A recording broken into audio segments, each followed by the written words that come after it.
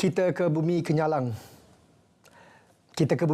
Sarawak terus catat pelbagai pencapaian ekonomi hasil kestabilan politik dan pembangunan bakat jadi agenda penting kerajaan negeri. Perinciannya kita langsung saja bersama Buma Win. Silakan Buma. Baik Sahi, terima kasih. Sarawak terus mencatatkan pelbagai pencapaian ekonomi yang boleh dikongsikan hasil daripada kestabilan politik. Menurut Timbalan Perdana Menteri Datuk Seri Fadilah Yusof, kestabilan ini merupakan asas kekuatan kepada Sarawak dalam menuntut hak dan membina ekonomi yang lebih kukuh. Apa yang dicapai kita pada masa ini tidak akan dapat kita kecapi tanpa kestabilan politik, perpaduan dan keharmonian kaum.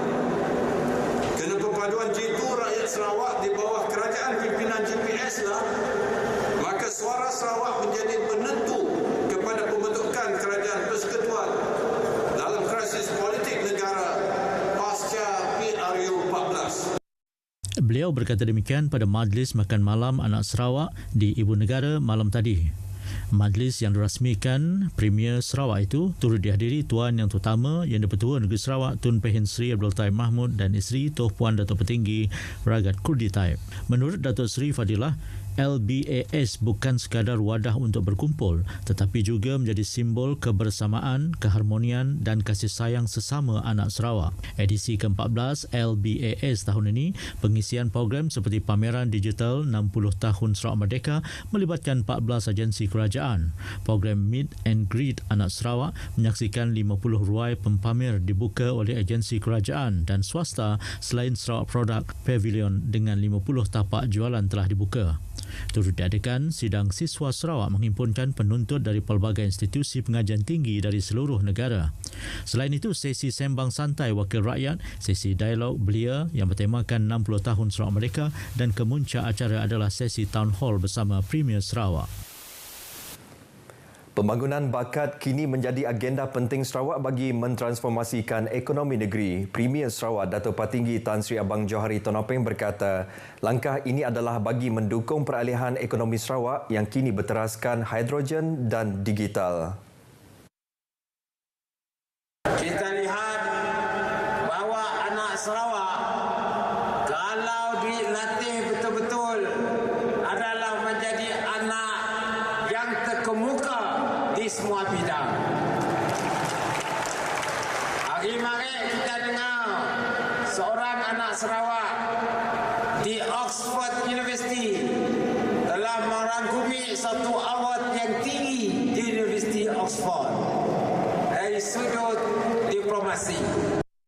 Beliau berkata demikian pada Majlis Makan Malam Anak Sarawak sempena program Lan Berambih Anak Sarawak LBAS 2023 di Ibu Negara malam tadi. Majlis turut dihadiri Tuan Yang Terutama Yang di-Pertua Negeri Sarawak Tun Pehin Sri Abdul Taib Mahmud dan isteri Tuan Puan Datuk Petinggi Ragat Kurdi Taib, selain Menteri dan Timbalan Menteri Persekutuan yang berasal dari Sarawak serta Ahli Parlimen dan Dewan Dengan Negeri dari Sarawak. Terdahulu pada sebelah petangnya, Datuk Petinggi Abang Johari meluangkan masa untuk sesi town hall bersama ribuan warga Sarawak, terutamanya golongan belia. Saudara, bahang kempen pilihan raya kecil Dewan Undangan Negeri Jepak sudah dirasai apabila gelanggangnya mula dibuka secara rasmi semalam selepas hari penamaan calon diadakan dengan lancar. Baik, untuk perkembangan lanjut mengenai kawalan keselamatan semasa berkempen di DUN tersebut, kita bersama wartawan Monica Gary. Terima kasih Buma di studio RTM Kuching. Ya, ketika ini saya berlintas langsung dari Ibu Pejabat Polis Daerah Bintulu dan bersama saya ketika ini iaitu Ketua Polis Daerah Bintulu Tuan Superintendent Bartolomeo Umpit. Selamat petang Tuan. Selamat petang. Baik Tuan, boleh kongsikan berapakah permit yang telah diluluskan oleh Ibu Pejabat Polis Daerah Bintulu sendiri sepanjang tempoh kempen ini yang telah pun bermula sejak semalam? Okey, sejak semalam selepas hari penamaan calon, pihak polis tidak menerima sebarang permohonan permit daripada mana-mana parti ataupun calon yang bertanding. Cuma pada pagi ini, iaitu pukul 8 hingga lebih kurang pukul 3 petang, pihak polis telah menerima 3 permohonan daripada parti GPS untuk ceramah setakat ini. Jadi apakah syarat-syarat yang ditetapkan untuk permohonan permit ini Tuan? Okey, untuk makluman semalam pihak polis telah panggil semua selepas hari penamaan calon, pihak polis telah panggil semua parti dan wakil yang bertanding itu, dan kita telah terangkan syarat-syarat dan juga peraturan kepada yang hadir, dan bagi memastikan sepanjang tempoh berkempen ini, iaitu bermula semalam hingga 3 hari bulan pukul 12.30 malam, kita telah terangkan syarat-syarat, dan bagi memastikan semua parti ataupun wakil yang hadir itu mematuhi syarat-syarat kempen, iaitu dia kena nyatakan dan dia kena mohon permohonan permit melalui kepada pihak polis, dan kita akan luluskan, kita akan buat tapisan, dan sekiranya tiada masalah kita akan luluskan. Berapa pengunjung ataupun penyokong yang hadir pada ceramah tersebut? Okey, setakat yang 3 permit yang kita dah luluskan, anggaran kehadiran setiap ceramah tu anggaran lebih kurang di antara 60 ke 70 orang. Baik Tuan, apakah langkah keselamatan ataupun kawalan pihak polis sendiri sepanjang tempoh kempen ini? Okey, untuk tempoh kempen ini pihak polis telah kita telah menugaskan sebanyak 113 pegawai dan juga anggota yang terdiri daripada pasukan Poru, LSF, jenayah dan juga PPKPR. Yang mana peranan setiap tim ini diorang akan hadir ke tempat ceramah yang akan dibuat dan akan memantau, dan kita akan pastikan tiada sebarang isu yang melibatkan perkauman, sensitiviti masyarakat, dan tujuan dia adalah memastikan yang mustahak dia adalah untuk memastikan sepanjang tempoh berkempen ni ataupun ceramah yang diberikan ianya berjalan dengan lancar dan harmoni lah. Okey, baik Tuan, kongsikan apakah nasihat Tuan kepada calon-calon GPS kita untuk berkempen dengan tenang dan juga lancar, dan juga termasuk calon-calon yang 3 calon yang bertanding ini.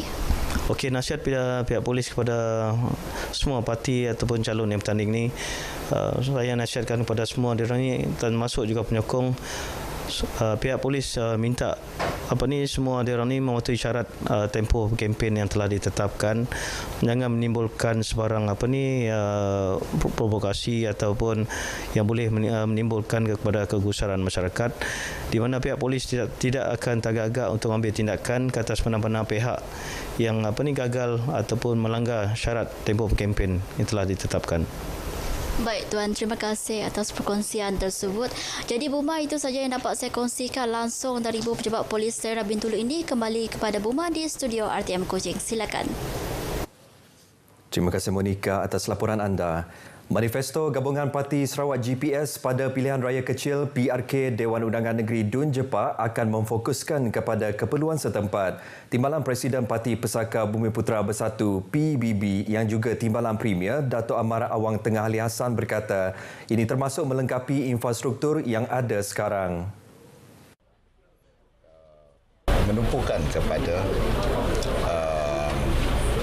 pembangunan di kawasan Jepak dan apakah perancangan untuk pembangunan masa depan.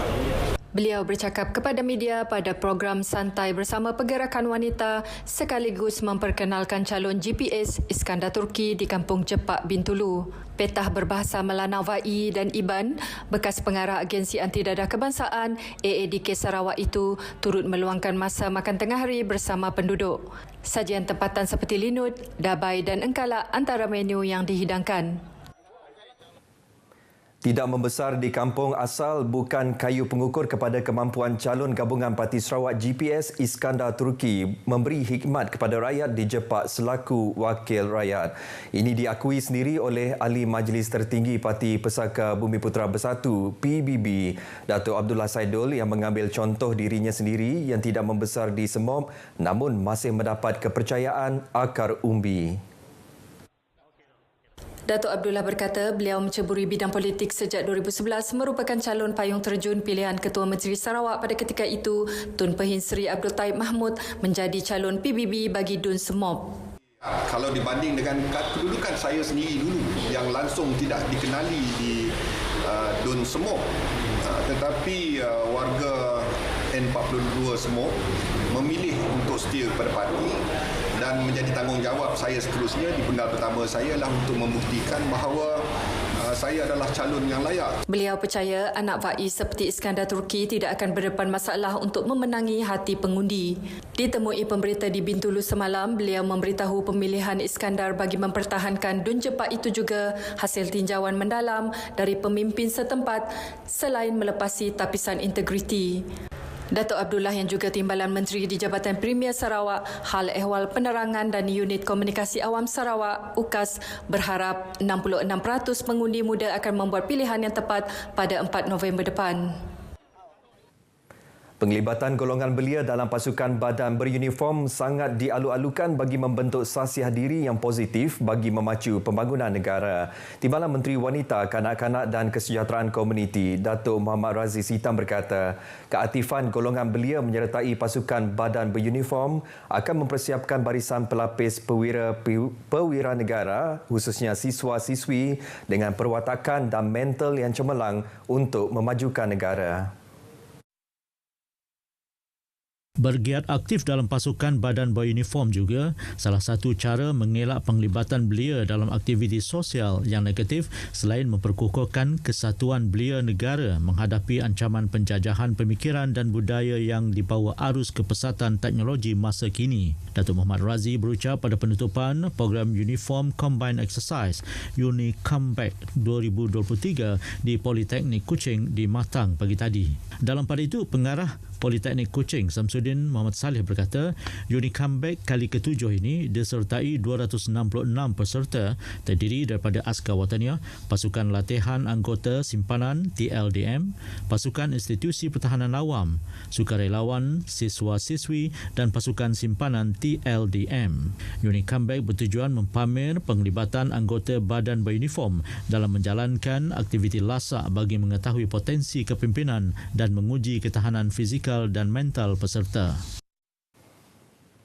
Baik saudara, perkongsian itu tadi mengakhiri berita dari Sarawak. Salam Malaysia Madani. Kita kembali bersama Sahi di Angkasa Puri untuk berita seterusnya. Sahi, silakan. Baik Buma, terima kasih. Kita akan berhenti berehat seketika dan akan kembali selepas ini.